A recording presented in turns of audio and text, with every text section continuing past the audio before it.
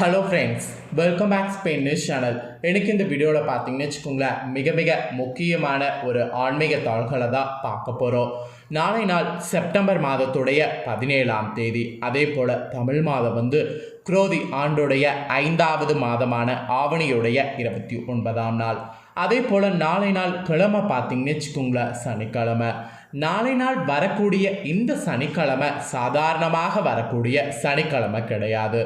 நாளை ஒரே நாளில் 2 சிறப்பான விஷயங்கள் வரக்கூடிய சனிக்கிழமை என்று சொல்லலாம். அப்படி என்ன ஒரே நாளில் 2 சிறப்புகள் அப்படின்னு கேட்குறீங்களா? நாளைய சனிக்கிழமை பார்த்தீங்கன்னு வச்சுக்கோங்களேன், பெருமாளுக்கு உகந்த ஏகாதேசியானது வருது. அதே போல் பெருமாளுக்கு உகந்த திருவோண விரதமும் வருது. நாளை ஒரே நாளில் இந்த 2 சிறப்புகள் வர்றதுனால தான் நாளைய சனிக்கிழமை ரொம்ப அபூர்வமான நாளாக கருதப்படுது. நாளைய இந்த சனிக்கிழமையில் வரக்கூடிய இந்த நாளில் கண்டிப்பாக இந்த ஒரு சாதம் நாம் எடுத்துக்கணும். அது உடல் ரீதியாக நமக்கு நல்ல ஒரு மாற்றத்தை கொடுக்கும். எப்பயுமே ஆதி காலத்தில் முன்னோர்கள் பார்த்திங்கன்னு வச்சுக்கோங்களேன், கிழமை வாரியாக சமைப்பாங்க. இப்போ திங்கக்கிழமைனா இதை சாப்பிட்ணும், செவ்வாய்னா இதை சாப்பிட்ணும், புதன்னா இதை சாப்பிட்ணும், ஞாயிற்றுக்கிழமைனா இதை சாப்பிட்ணும் அப்படின்ட்டு நிறைய செய்து ஃபாலோ பண்ணி பயனடைஞ்சிருக்காங்க. அதாவது அந்தந்த கிழமையில் சமைத்து சாப்பிட்டு நிறைய உடல் ரீதியாக தெம்பாக இருந்திருக்காங்க. அதனால தான் அவங்களாம் 100 வருஷம் 120 வருஷம் அந்த மாதிரிலாம் வாழ்ந்திருக்காங்க. நம்ம இப்போ இருக்கக்கூடிய காலகட்டத்தில் அந்த மாதிரி வாழ முடியாட்டியும் ஒரு 70-80ஆவது வாழணுங்கிறது கண்டிப்பாக நம்ம ஒரு எய்மாக வச்சுக்கணும். அதுக்கு இந்த மாதிரி நல்ல நாள், நல்ல ஒரு சிறப்பான நாளில் நாம் எடுத்துக்கக்கூடிய உணவுகள் மூலிமா அது நமக்கு கிடைக்கும். அந்த வகையில் நாளைய சனிக்கிழமை சனி பகவானுக்கு உகந்த நாளில் இதெல்லாம் வந்திருக்கு. ஒரே நாளில் இந்த 2 சிறப்புகளும் வந்திருக்கிறதுனால நாளை நாள் என்ன சாதம் எடுத்துக்கணும், அதை எப்படி சமைக்கணும் அப்படிங்கிறத எல்லாமே இந்த வீடியோவில் உங்களுக்கு எக்ஸ்பிளைன் பண்ணுறேன். அதுக்கு முன்னாடி ஆவணி மாதத்துடைய ஏகாதேசியுடைய சிறப்புகள் என்ன அப்படிங்கிறத ஷேர் பண்ணுறேன். ஆவணி ஏகாதேசியில் அருள் தரக்கூடிய பெருமாள் வழிபாட்டுடைய சிறப்புகளை முதல்ல தெரிஞ்சுக்குங்க. வாங்க பார்க்கலாம். ஆவணி மாத ஏகாதேசியில் அருளும் பொருளும் அள்ளித்தரக்கூடிய பெருமாளை வழிபாடு செய்கிறது ரொம்ப முக்கியம். உங்கள் வீட்டுக்கு அருகில் இருக்கக்கூடிய பெருமாள் கோவிலுக்கு சென்று அவரை கண்ணார தரிசித்து மனதார பிரார்த்தனை செய்தாவே போதும், நம்ம கஷ்டம் எல்லாமே பறந்தோடும்.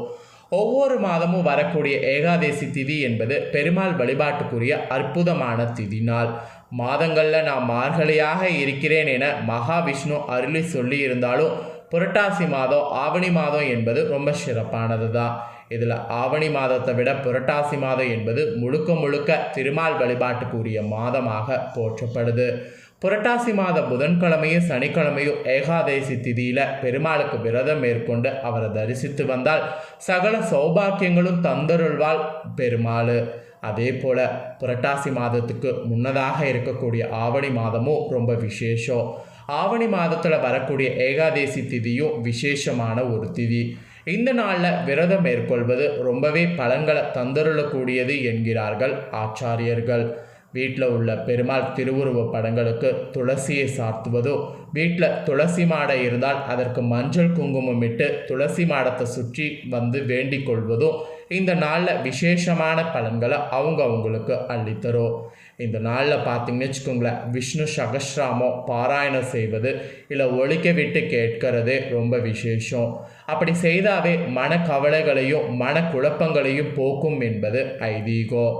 அதே போல் திருமாலுடைய திருமார்பில் குடிக்கொண்டிருக்கக்கூடிய மகாலட்சுமியை மனதில் நினைத்து கொண்டு இந்த நாளில் கனகரத சூத்திரம் பாராயணம் செய்து மகாவிஷ்ணுவையும் மகாலட்சுமியும் பிரார்த்தித்து வேண்டிக் கொண்டால் ரொம்ப சிறப்பு. தானிய இல்லத்தில் பார்த்தீங்கன்னு வச்சுக்கோங்களேன் பெருகும். சகல ஐஸ்வர்ய பாக்கியங்களையும் தந்தருள்வள் மகாலட்சுமி தாயார். அந்த தாயாரை இந்த ஏகாதேசி அன்னைக்கு வழிபாடு செய்யும்போது தானியம் இல்லத்தில் பெருகும்.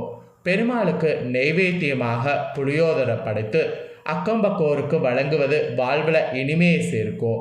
அதையே நாளைய சனிக்கிழமை நாம் நெய்வேத்தியமாக புளியோதரைக்கு பதிலாக இப்போ நான் சொல்லக்கூடிய இந்த ஒரு சாதம் செய்து படைத்து அக்கம்பக்கத்தோருக்கு வழங்கும்போது உங்களுக்கும் சரி அவங்களுக்கும் சரி ஒரு பயங்கரமான நன்மை சேர்க்கும். ஏன்னா சனிக்கிழமை வந்திருக்கக்கூடிய ஏகாதேசி.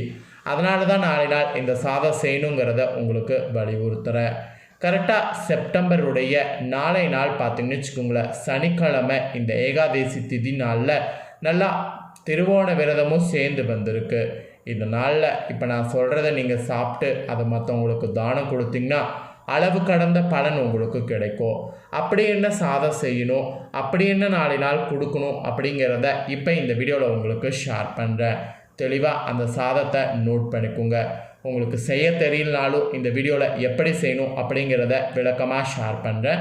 விளக்கமாக எப்படி செய்யணும் அப்படிங்கிற செய்முறையும் தெரிஞ்சுக்குங்க. நாளை நாள் பார்த்தீங்கன்னு வச்சுக்கோங்களேன், எள்ளு சாதம் தாங்க செய்யணும். எள்ளு சாதத்தை நெய்வேத்தியமாக வைங்க. பெருமாளுடைய மனசு குளிர்ந்து பெருமாள் ரொம்ப அருளாசியை அதிகம் புரிவார். ஏன்னா சனிக்கிழமை வந்திருக்கக்கூடிய ஏகாதசி திருவோண விரதம். புளியோதரைக்கு பதிலாக பெருமாளுக்கு பிடித்த எள்ளு சாதம் இப்படி சூப்பராக செய்து நெய்வேத்தி வைங்க. நிச்சயமாக உடலுக்கும் நல்லது, ஆன்மீக ரீதியாகவும் நல்லது. வாங்க அது எப்படி செய்யணுங்கிறத பார்க்கலாம். பெருமாளுக்கு நெய்வேத்தியமாக வைக்கக்கூடிய எள்ளு சாதம் சுவையாக எப்படி செய்வது என்று தான் இந்த வீடியோவில் உங்களுக்கு இப்போ அடுத்ததாக சொல்ல போகிறேன். ஸோ கண்டிப்பாக எள்ளு சாதம் தெரியாதுங்கிறவங்க எள்ளு சாதம் எப்படி செய்யணுங்கிறத தெரிஞ்சுக்குங்க. ஆவணி மாதத்தில் அசைவ உணவுகளை தவிர்த்து சைவ உணவுகளை உண்பது சிறப்பு. அதிலும் குறிப்பாக பெருமாளுக்கு தளிகை போடுவது ரொம்ப விசேஷம். இந்த ஏகாதசி போல நாளில் பச்சரிசி சாதம், எள் சாதம், புளி சாதம், லெமன் சாதம், தயிர் சாதம் போன்றவை சமைப்பது விசேஷம். அதில் ஒன்றாக பெருமாளுக்கு நாளைய சனிக்கிழமைங்கிறதுனால நெய்வேத்தியமாக வைக்கக்கூடிய எள்ளு சாதம் சுவையாக இப்படி செய்து வைத்து பார்த்திங்கன்னா அது உங்களுக்கும் சரி மற்றவங்களுக்கும் சரி ரொம்ப ரொம்ப நல்லது. ஸோ எள்ளு சாதம் செய்கிறதுக்கு தேவையான பொருட்கள் சொல்கிறேன், நோட் பண்ணிக்கோங்க. எள்ளு 3 டீஸ்பூன், கடலைப்பருப்பு 2 டீஸ்பூன், உளுத்தம்பருப்பு 2 டீஸ்பூன், வரமிளகாய் 5லிருந்து 6, தேங்காய் துருவல் 2 டீஸ்பூன். முதல்ல எள்ளு சாதம் செய்வதற்கு இந்த பொருட்களை எல்லாம் போட்டு பொன்னிறமாக வறுக்க வேண்டும். இப்போ நான் சொன்ன எல்லா பொருட்களையும் பொன்னிறமாக வறுத்து மிக்சி ஜாரில் போட்டு பொடியாக அரைத்து கொள்ளணும். பிறகு எள்ளு சாதத்திற்கு தேவையான 1 கப்பு பச்சரிசி சாதத்தை உதிரி உதிரியாக வடித்து வைத்து கொள்ளணும். உதிரி உதிரியாக இருக்கணும், பார்த்துக்குங்க. இப்போ எப்படி எள்ளு சாதம் தயார் செய்கிறோங்கிறத சொல்கிறேன், நோட் பண்ணிக்கோங்க. தேவையான பொருட்கள்: ஃபஸ்ட்டு நெய் 1 டீஸ்பூன், எண்ணெய் 1 டீஸ்பூன், கடலைப்பருப்பு 1 டீஸ்பூன், உளுத்தம்பருப்பு 1 டீஸ்பூன், கடுகு 1 டீஸ்பூன், வேர்க்கடலை 1 டீஸ்பூன், முந்திரி பருப்பு 10, பெருங்காயத்தூள் 1/4 டீஸ்பூன், வரமிளகாய் 1, கருவேப்பிலை 1 கொத்து. ஸோ இது எல்லாமே தாளிக்க தேவைப்படக்கூடிய பொருட்கள். இதை எல்லாமே எடுத்துக்கோங்க. இப்போ செய்முறை விளக்கமும் சொல்கிறேன், நோட் பண்ணிக்கோங்க. அடுப்பில் ஒரு கடாயை வைத்து நெய் ஊற்றிக்குங்க. அதுக்கப்புறம் எண்ணெயும் ஊற்றிக்குங்க. அது ரெண்டையும் ஊற்றுனதுக்கு பின்னாடி இப்போ இந்த பொருட்களை எல்லாம் சேர்த்து மணக்க வறுத்து கொள்ளுங்க. பிறகு உதிரி உதிரியாக வடித்திருக்கக்கூடிய சாதத்தை கடாயில் தாளிப்பில் போட்டு தேவையான அளவு உப்பு தூவி சாதத்தை ஒரு முறை கலந்து விட்டுருங்க. இந்த சாதத்துக்கு தேவையான பொடி வைத்திருப்பீங்கள்ல, அரைத்து அந்த எள்ளு பொடியை சாதத்தில் தூவி நன்றாக கலந்து விடுங்க. மீதம் இருக்கக்கூடிய பொடியை டப்பாவில் போட்டு ஃப்ரிட்ஜில் வைத்து விடுங்க. தேங்காய் துருவல் லாஸ்ட்டாக சேர்த்து இருப்பீங்க, அதனால் பொடி சீக்கிரம் கெட்டு போகாது. எனவே சாதம் நன்றாக சூடாகி வந்ததும் எள்ளு பொடி சாதத்தில் எல்லா இடங்கள்லையும் படும்படி கிளறி விட்டதும் அடுப்பை அணைத்து விடுங்க. இந்த நாளை சனிக்கிழமை பெருமாளுக்கு உகந்த இந்த ரெசிபியை உங்கள் வீட்டில் செய்து கண்டிப்பாக பெருமாளுக்கு கொடுத்து அசந்துங்க. அது உங்களுக்கும் நல்லது, மற்றவங்களுக்கும் நல்லது. இதை 2-3 பேருக்கு கப்பில் தானமாக கொடுக்கறது ரொம்ப விசேஷம். நாளை நாள் இந்த எள் சாதத்தை காகத்துக்கு வைத்துட்டு நீங்கள் அதுக்கப்புறம் மற்றவங்களுக்கு பிரசாதமாக கொடுத்தீங்கன்னா ரொம்ப விசேஷம்.